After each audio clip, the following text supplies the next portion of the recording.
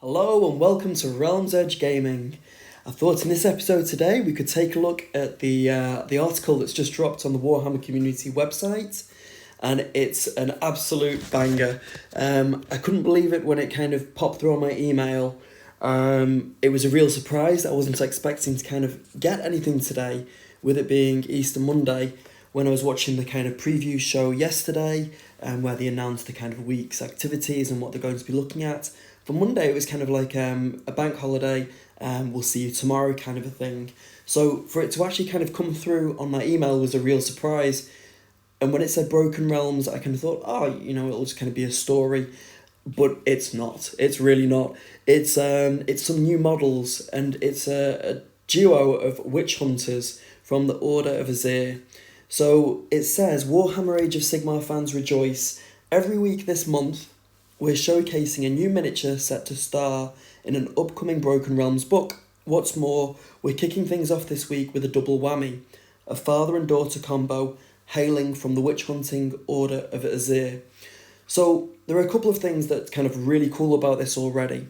Firstly, we've just kind of had the new model Monday that was happening all throughout March, where we were kind of given a new model. There was one for Age of Sigmar, 40k I think, and then there was kind of Necromunda. So there was a range, but it wasn't really specific. So that was cool. I think we ended up with Bellicor for one of them as well. But this one is specifically focusing upon the Broken Realms narrative, which, as you all know, I'm really, really enjoying at the moment. And it's really cool that they're introducing models specifically for Broken Realms, which is kind of what we hoped they would do. It's a really good opportunity for them to kind of refresh rules for certain factions, and also give them some new models as well.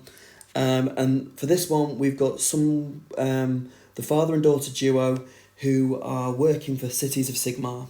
So we've got Galen Vendenst, who is an uncompromising new hero who's joining the ranks of the Cities of Sigmar in the near future.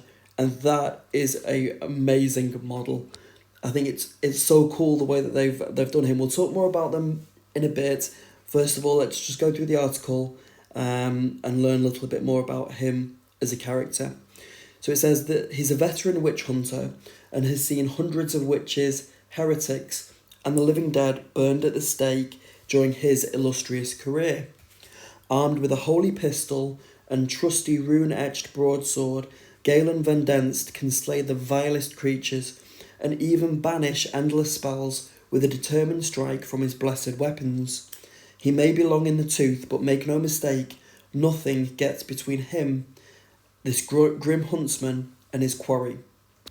So we know that he's been hunting witches and heretics and the living dead. It's quite interesting that they say the living dead, and we've got the Soulblight Gravelords coming up.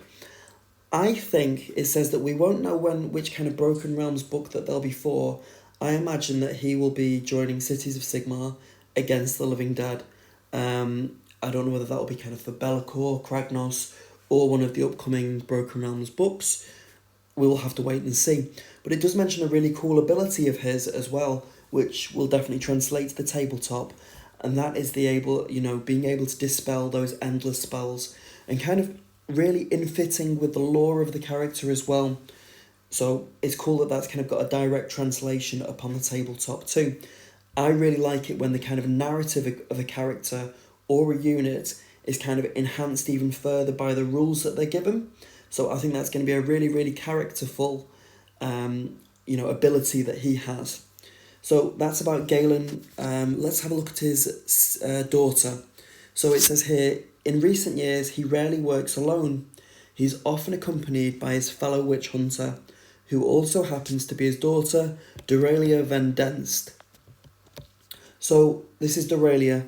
It says, unlike her father, who prefers to look his prey in the eye as he slays them, Dorelia hunts primarily with her enormous crossbow. Its consecrated bolts hit with murderous power, and Dorelia is rightly feared for her unerring accuracy with her weapon of choice. I kind of like the duality between the father and the daughter. So you've kind of got a close combat character, and then someone who kind of provides the kind of ranged support as well. it will be interesting to see if those two models kind of have to stay together as a unit, which will kind of, in some ways, I guess, negate the ability of the crossbow if you're kind of trying to close the distance with Galen. But we'll have to wait and see what the rules are for these two characters. I imagine that you'll be getting them as a duo rather than paying points separately and taking them as two individual kind of heroes on the tabletop. I imagine kind of similarly to the Gloomspite Git Gobapalooza, where you've kind of got a variety of named, I'm hesitant to use the word heroes, but named characters that have to stick together. So that's Doralia. Let's take a look at the models a bit closer here. It says, just as a final aside, however, more than one of her would-be killers made the error of thinking she can't also handle a blade and find themselves either disemboweled or bereft of a head. So it does sound like she isn't kind of lacking in the close combat fighting skills either, which kind of negates, I guess, some of the disadvantage of kind of hanging back with the crossbow. We'll have to wait and see what the rules say. So taking a look at the actual kind of paint scheme here, I think they've done an absolutely brilliant job, because it's not like crazy, it's not like bright colours or anything that kind of overly kind of flamboyant design or detail, but it's exactly kind of what you think kind of a witch hunter would be, very much to the point.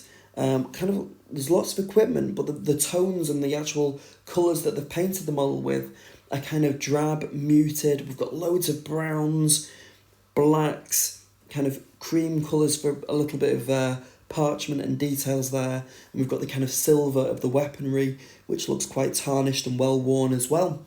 And I really like you kind of got those red kind of almost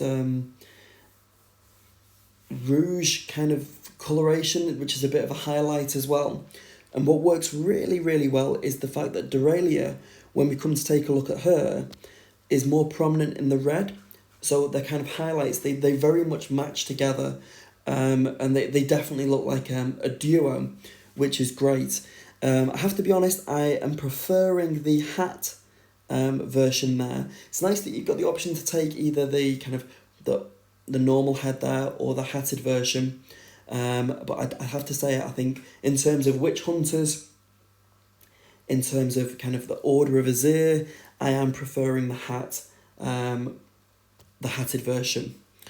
So it goes on to say, so far Marathi and Teclis have each had their own book, with Be'lakor and Kragnos on the way. Every instalment in the saga introduces a momentous new chapter in the history of the mortal realms, so you don't want to miss any of them. Quite when and where the Vendredenst will make an appearance remains a mystery, but they are coming soon. So it is possible that they would be in Be'lakor or Kragnos. At the moment, we haven't been told what armies are featuring in either of those books, though there have been a number of trailers and kind of, I guess, clues pointing to the kind of factions that would feature there. Now, I have to say, I think both of these models are absolutely fantastic. I think they look brilliant. And thinking about the Order of Azyr and the Cities of Sigmar, both of them, in terms of stylization, modelling, paint scheme, pose, really, really reminded me, and also equipment, really, really reminded me of Jelson Derek from The Cursed City. And I know he was incredibly well received when his model was kind of posted. I know that the Cursed City box set did brilliantly well over the weekend, and I'm really, really intrigued as to see what the future will hold for the Order of Azyr. Whether they have been really, really well received, and Games Workshop are looking at developing them into a fully fledged faction. Some of you might have seen the video I did about will humans continue to be important in Age of Sigmar, and I kind of talked about what role they might play in the future, humans in general. And if it was this, I definitely wouldn't be disappointed. I think this would be brilliant. It's kind of like a darker version, much darker version of the Empire, but kind of still, sticking with that kind of a couple of humans, not many humans kind of against lots of kind of foes. And I think they've done it so well indeed. And thinking about what they could do with that faction in terms of war machines, units, etc. would be brilliant. So we've got the two, we've got Galen, and we've also got Dorelia, and we've got Jelson Derek as well.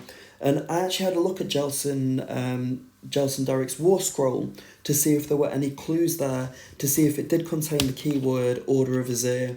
And unfortunately it didn't. It has the keywords Order, Human, Cities of Sigmar, Ulfin Khan, Hero, and Jelson Derek.